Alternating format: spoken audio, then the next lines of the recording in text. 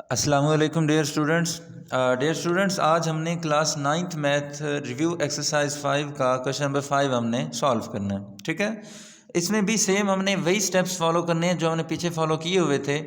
अब ये हमारे पास दो इनइक्वालिटीज़ गिवन है। इन दो इनइक्वालिटीज़ में एक इनइक्वालिटी को मैंने सोल्यूशन में लिख लिया है। पहले इसको सॉल्व करते हैं, फिर अगली इनइक्वालिटी को हम सॉल्व करेंगे।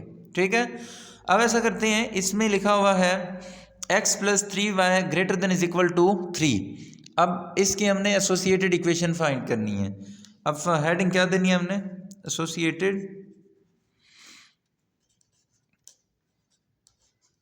Associated equation.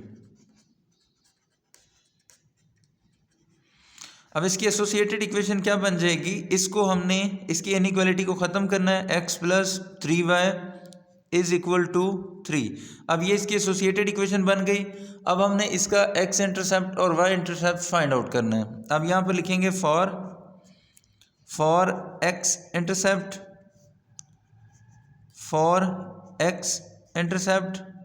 और यहाँ पर for y intercept, for x intercept for y intercept, ये आ जाएगा। अब यह आ गया जी x इंटरसेप्ट और y इंटरसेप्ट। अब x इंटरसेप्ट के लिए क्या करेंगे? Put y is equal to 0 और y इंटरसेप्ट के लिए करेंगे put x is equal to 0।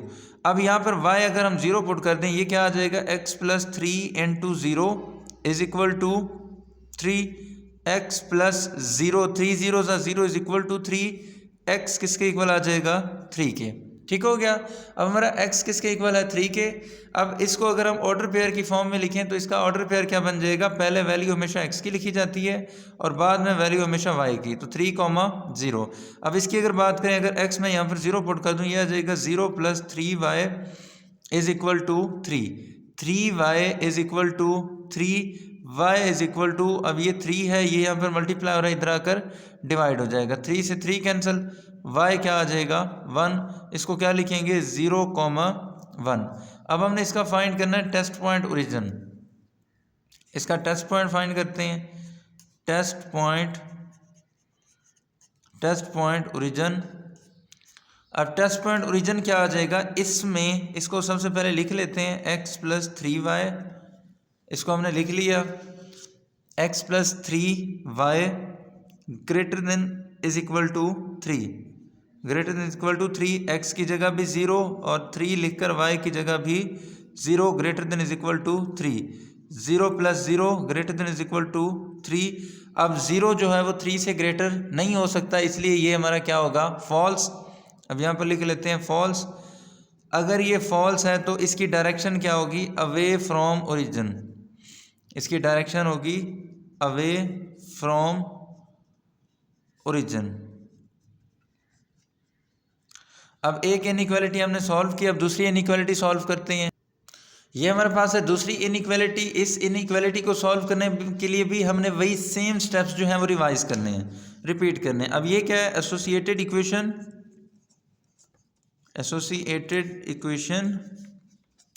अब एसोसिएटेड इक्वेशन में हमने क्या करना होता है? एसोसिएटेड इक्वेशन में हमने जस्ट इस इनइक्वालिटी को ख़त्म करना है। अगर इस इनइक्वालिटी को ख़त्म करें तो ये आ जाएगा x plus Y is equal to 2। अब x plus Y is equal to 2 आ गया है। अब हम क्या करेंगे? यहाँ पर लिख लेते हैं for x intercept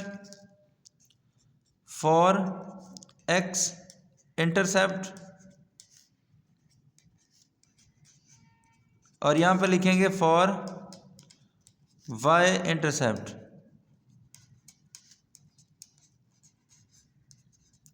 for x intercept और for y intercept. x intercept में क्या करेंगे? Put y is equal to 0 और यहाँ पर क्या करेंगे? Put x is equal to 0। अब y की जगह क्या आ जाएगा? x plus 0 is equal to 2, x is equal to 2। अब x हमारे पास कितना है? 2 और y कितना है? 0, 2,0। अब ये है put x is equal to 0। अगर x 0 पुट कर दें तो ये क्या आ जाएगा? 0 plus y is equal to 2। अब y किसके इक्वल आ जाएगा? 2 के। अब इसका ऑर्डर पेयर क्या बन जाएगा? 0,2। अब इसका हम टेस्ट पॉइंट फाइंड करते हैं। तो इसका टेस्ट पॉइंट आ जाएगा टेस्ट पॉइंट ओरिजिन। अब अगर इसका हम टेस्ट पॉइंट फाइंड कर रहे हैं तो टेस्ट पॉइंट के लिए हम इसको क्या लिखेंगे कि इसमें इनइक्वालिटी क्या है, x plus y greater than is equal to 2, x की जगह भी 0 और y की जगह भी 0 greater than is equal to 2। ठीक है, तो 0 greater than is equal to 2, 0 कभी भी 2 से ग्रेटर नहीं होता, इसलिए ये क्या होगा, फॉल्स। अब अगर ये फॉल्स होगा तो हमारा सोल्यूशन किस तरफ होगा, अवे फ्रॉम ओरिजिन। अब ऐसा करते हैं, जो दो इनइक्वालिटीज़ हमारे पास गिवन है उन दोनों इनइक्वालिटीज़ को लिखते हैं। ठीक है, अब एक इनइक्वालिटी हमारे पास गिवन है x प्लस 3y, एक ये है x प्लस 3y और greater than x plus 3y is equal to 3। एक तो ये है एसोसिएटेड इक्वेशन और दूसरी एसोसिएटेड इक्वेशन है x plus y is equal to 2। अब ऐसा करते हैं, इन दोनों को हमने लिख लिया है, यहाँ से हमने x और y की वैल्यूज़ फाइंड करनी है। अब इसको नाम दे दें 1 का, इसको नाम दे देते हैं 2 का। अब ऐसा करें, अगर 1 माइनस 2 के 1 में से अगर 2 को हम माइनस कर दें तो ये क्या है, 1 कौन सी है, x plus 3y is equal to 3 और दूसरी क्या है, x plus Y is equal to 2। अगर हम माइनस कर रहे हैं तो इनके साइन चेंज कर देंगे। अब ये देखें, ये प्लस का है, ये माइनस का है, कट गया, ये क्या आ जाएगा, 3y में से अगर एक y चला जाए यहाँ पर बच जाएगा 2y इज इक्वल टू 3 में से 2 चला जाए 1। अब y क्या आ जाएगा, y इज इक्वल टू, ये 2 यहाँ पर मल्टीप्लाई हो रहा है, इस साइड पर आकर क्या हो जाएगा, डिवाइड। तो इसको हम क्या लिख सकते हैं, y इज इक्वल टू 1/2। ठीक है, अब इसको पुट कर देते हैं, पुट इन 2, इसको अगर 2 में पुट कर दें, अब y की जगह पर क्या आ जाएगा, 1/2, यहाँ पर लिखते हैं x plus 1/2 is equal to 2, x is equal to 2। अब यह है प्लस का, इधर आकर क्या हो जाएगा, माइनस का 1/2। अगर इसका HCF लें, नीचे आ जाएगा 2, 2 2 ज़ा 4 माइनस 1, तो 4 माइनस 1 क्या आ जाएगा, 3/2 इज इक्वल टू x। तो ये हमने x फाइंड किया हुआ 3/2। अब अगर इसको हमने ऑर्डर पेयर की फॉर्म में लिखना हो तो पहले हमेशा x की वैल्यू लिखी जाती है, x कितना है 3/2, और बाद में लिखी जाती है y की वैल्यू, और y कितना है 1/2। तो हमने इन एसोसिएटेड इक्वेशंस को यूज़ करते हुए x और y की वैल्यू भी फाइंड आउट कर ली है। अब चलते हैं इसके ग्राफ की तरफ। ये हमने इसका ग्राफ ड्रा कर लिया है। अब अगर इसमें बात करें एसोसिएटेड इक्वेशंस की, तो एक एसोसिएटेड इक्वेशन है x plus 3y is equal to 3, तो उसका ये लाइन बना हुआ है x plus 3y is equal to 3। इसमें एक तो ऑर्डर पेयर है हमारे पास 3 0, x का है 3, ये देखें यहाँ पर आया हुआ है 3 and 0।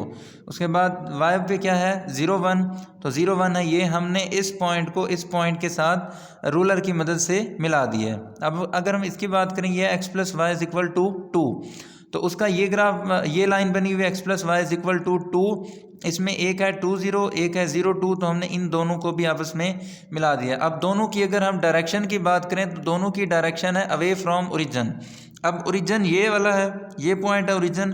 अब अवे फ्रॉम ओरिजिन है, मीन ओरिजिन से दूर, अपोजिट साइड में। ओके, अब ये सारा अपोजिट साइड में मैंने ये एरो लगाए हुए हैं कि ये देखें, ये ओरिजिन से दूर है और ये ओरिजिन से दूर है। अब हमने शेड करना है इनका कॉमन एरिया, कॉमन रीजन। अब इसमें कॉमन रीजन कौन सी होगी, इसमें जो कॉमन रीजन है उसके लिए एक और सवाल के कॉन्सेप्ट की बात करें तो इसमें लिखा हुआ है x greater than is equal to 0 और y greater than is equal to 0। Mean हमने इसकी बात करनी है कि जब हम शेड करेंगे, इसको हमने माइंड में रखना है। ये सवाल का हिस्सा है, ये सवाल में दिया हुआ है कि x भी पॉजिटिव होना चाहिए और y भी पॉजिटिव होना चाहिए। तो बेटे अगर हम x और y के पॉजिटिव होने की बात करते हैं, वो ये लाइन है, ये यहाँ से लेकर ये x की पॉजिटिव लाइन है, x की सारी वैल्यूज़ इस पर पॉजिटिव होती हैं और y की सारी वैल्यूज़ इस पर पॉजिटिव होती हैं। इसका मतलब हमारा जो ग्राफ बनेगा वो इस फर्स्ट क्वाड्रेंट के अंदर बनेगा। ओके, तो हमने क्या करना है, इस फर्स्ट क्वाड्रेंट के अंदर जो कॉमन एरिया है उसको हमने शेड करना है। ठीक हो गया। अब कॉमन एरिया इसके अंदर कौन सा है, इसके अंदर कॉमन एरिया वो होता है जहाँ पर दोनों लाइन पर एरो शो हो रहे हों, अब इस लाइन की बात करें, ये एरो आ रहे हैं, इसकी बात करें तो ये एरो लगे हुए हैं। ओके, तो इसका मतलब इसका कॉमन एरिया ये होगा, ये और इस लाइन से इस तरफ। ठीक है, अब ऐसा करते हैं, इनको हमने शेड कर देना है। अब इसको शेड करते हैं, ये आ जाएगा इसका शेडेड पोर्शन। यहाँ से ये सारे का सारा जो है इस लाइन से लेकर और इस लाइन तक, ये सारे का सारा हिस्सा जो है ना, ये वाला हमने शेड करना है। तो ये एरिया जो है ये हमने शेड करना था और इसको हमने शेड कर लिए। अब इसमें हमने फाइंड करना है कि कौन से कॉर्नर पॉइंट्स जो हैं वो यूज़ हो रहे हैं। इस एरिया को शेड जब हमने किया है तो इसमें कौन से हैं जो कॉर्नर पॉइंट जो इसमें आ रहे हैं। एक कॉर्नर पॉइंट है 30, ये देखें, दूसरा कॉर्नर पॉइंट है 02, अब तीसरा कॉर्नर पॉइंट है ये वाला। अब ये कौन सा कॉर्नर पॉइंट होगा, ये वो होगा जब हमने दोनों एसोसिएटेड इक्वेशंस को सॉल्व किया था, जो आंसर आया था वो ये वाला कॉर्नर पॉइंट होगा, क्योंकि यहाँ पर दोनों लाइन एक दूसरे को इंटरसेक्ट कर रही हैं। तो वहाँ पर भी हमने दोनों एसोसिएटेड इक्वेशंस को यूज़ करते हुए इस एक्स और वाई की वैल्यू को फाइंड किया था। अब यहाँ पर लिखेंगे so corner points are, corner points are. अब कॉर्नर पॉइंट्स कौन से हैं, एक तो है इसकी बात करें 30 और दूसरा कॉर्नर पॉइंट है 02